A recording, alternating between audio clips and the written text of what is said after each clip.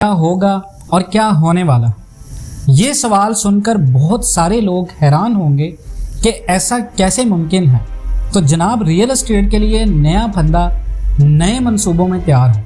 यानी पाकिस्तान के अंदर जितने भी नए मंसूबे अब लॉन्च हो रहे हैं या जितनी भी नई सोसाइटीज़ प्लॉट ऑफर कर रही हैं, उनके लिए ये फंदा अब तैयार है। पाकिस्तान एंड वर्ल्ड टीवी में खुशामदीद।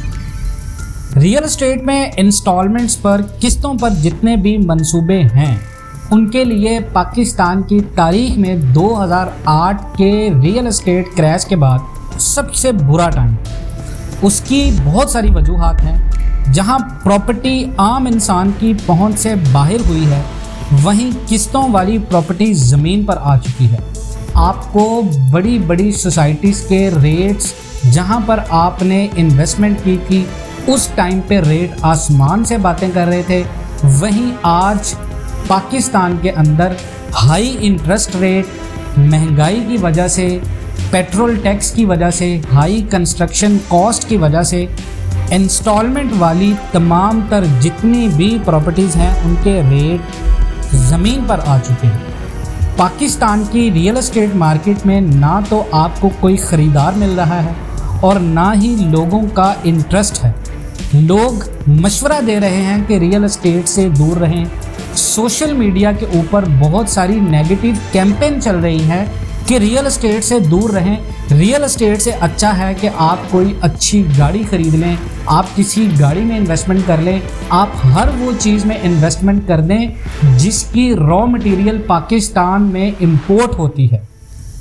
टैक्सेस ने प्रॉपर्टी के लेन देन को कम किया है। पाकिस्तान के अंदर फाइलर के ऊपर 2% और नॉन फाइलर के ऊपर 7%, और इसके साथ जीएसटी और जितने भी प्रॉपर्टी के टैक्सेस हैं, रोज़मर्रा की ज़िंदगियात से लेकर उसके बाद प्रॉपर्टी के टैक्सेस की बात करें तो लोगों की कमर टूट चुकी है। रियल एस्टेट में लोगों के हाथ में प्लॉट की फाइल्स हैं, लेकिन उसके बावजूद लोग अपनी फाइल को बेच नहीं पा रहे उस रेट के ऊपर जिस रेट के ऊपर लोगों ने अपनी फाइल को परचेज किया था।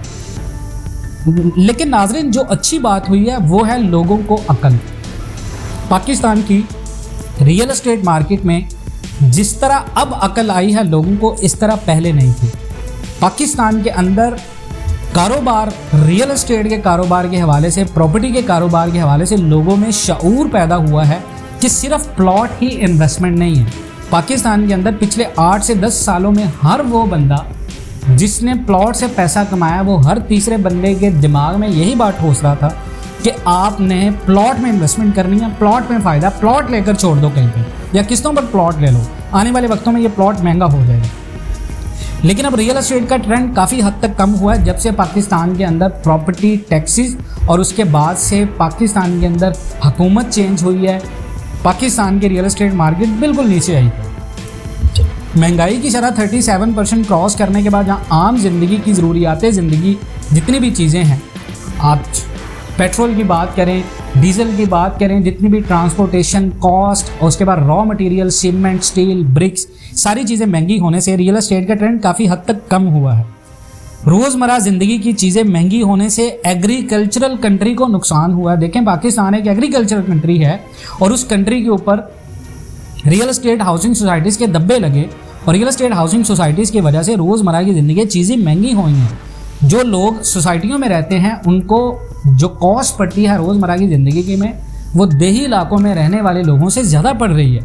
डीलर्स, अभी भी आपको बहुत सारे ऐसे डीलर्स मार्केट में हैं जो अभी भी लोगों को रेजिडेंशियल प्रॉपर्टी ऑफर्स कर रहे हैं। भाई, बेहतरीन टाइम है, परचेजिंग पावर कम हो गई है, आप प्लॉट ले लें, आप रेजिडेंशियल प्लॉट ले लें, आने वाले वक्तों में ये प्लॉट आपको फ़ायदा देगा, आने वाले वक्तों में ये इंस्टॉलमेंट आपकी डबल हो जाएगी। नाजरीन, रियल एस्टेट मुकम्मल क्रैश हो गया। डेट्स नॉट मीन कि पाकिस्तान के अंदर सारी प्रॉपर्टी गिर गई है। यहाँ बात समझने की है कि रियल एस्टेट में प्रॉपर्टी आखिर गिरी कौन सी है, कहाँ पर लोगों की परचेजिंग पावर कम हुई। हाउसेस डिमांड है ज़्यादा आपके मुल्क में। पाकिस्तान के अंदर आप घर ख़रीद लें, आप वो प्लॉट ख़रीद लें जहाँ पर आप कंस्ट्रक्शन कर सकते हैं, लेकिन अगर आप इंस्टॉलमेंट के ऊपर वो प्लॉट लेते हैं जो आपको 3 साल के बाद की कमिटमेंट के बाद मिलेगा, तो definitely it's not a good investment at the moment, जहाँ 37% इन्फ्लेशन के साथ हाई इंटरेस्ट रेट जहाँ पर आपको बैंक लोन मिलना मुश्किल है।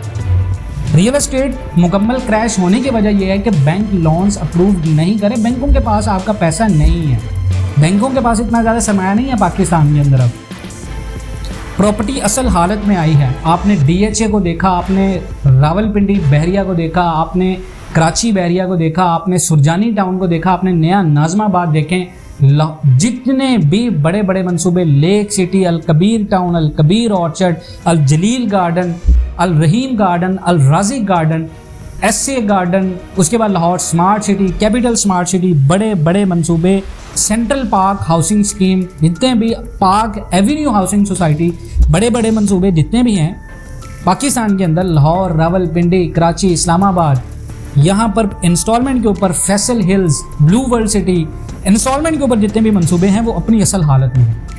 जहाँ प्रॉपर्टी आपको बबल मार्केट 25% की इंक्रीमेंट के साथ बताई गई थी कि ये प्राइस है, आज वो प्राइस जो आ रही है वो क्रैश नहीं है। लोग कह रहे हैं प्रॉपर्टी क्रैश हुई है, लेकिन क्रैश डेफिनेटली हुई है, लेकिन वो बबल ख़त्म हुआ है प्रॉपर्टी के ऊपर जो हवा भरी हुई थी। लोग अब देख सोच कर इन्वेस्टमेंट कर रहे हैं। लोगों को पता है पाकिस्तान के अंदर अभी जो पैसा इन्वेस्टमेंट करना है, इस पैसे को अगर डबल करना है, इस पैसे की वैल्यू को मेंटेन रखना है इन्फ्लेशन के दौर में, तो डेफिनेटली देख सोच कर इन्वेस्टमेंट करनी चाहिए। प्रॉपर्टी जालसाज से जितनी लूट मार होनी थी वो हो चुकी है। डीलर्स ने जितनी तबाही मचानी थी पाकिस्तान की रियल एस्टेट मार्केट में वो मचा चुके हैं। अब रियल एस्टेट का आने वाले 3 सालों में कोई स्कोप नहीं है रेजिडेंशियल का इंस्टॉलमेंट के ऊपर, चाहे वो कमर्शियल है चाहे वो रियल एस्टेट है। ज़्यादातर जो प्रॉपर्टी नीचे आई है वो रेजिडेंशियल है कमर्शियल के मुकाबले में। कमर्शियल जो प्रॉपर्टी होती है वो इतनी ज़्यादा इफेक्ट नहीं होती, क्योंकि कमर्शियल प्रॉपर्टी का डायरेक्ट लेन देन होता है आपकी रोज़मर्रा ज़िंदगी के साथ। कमर्शियल आउटलेट्स की बात करें, ग्रोसरीज की बात करें, बड़ी बड़ी शॉप्स की बात करें, तो उनकी वैल्यू में कोई कमी नहीं आई। लेकिन रियल एस्टेट में जो रेजिडेंशियल है उसमें कमी आई है जो इंस्टॉलमेंट के ऊपर था। आप पाकिस्तान में देखें तो लोग सोना खरीद या डॉलर खरीद के चक्कर में हैं।